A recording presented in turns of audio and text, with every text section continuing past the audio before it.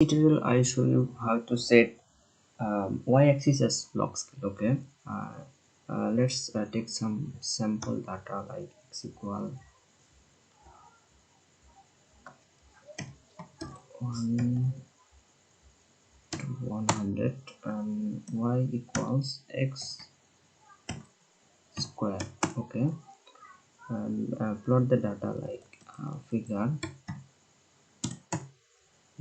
and plot x y.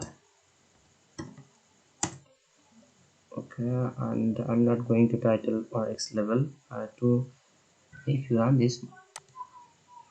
Now you can see here, and if you want to set the y-axis as log scale, you have to do a simple thing: y scale and type log. Okay, now when you run this model, you can see here the y-axis is scaled as log. So if you found this video helpful, please hit the subscribe button and like, comment and share. Thanks for watching.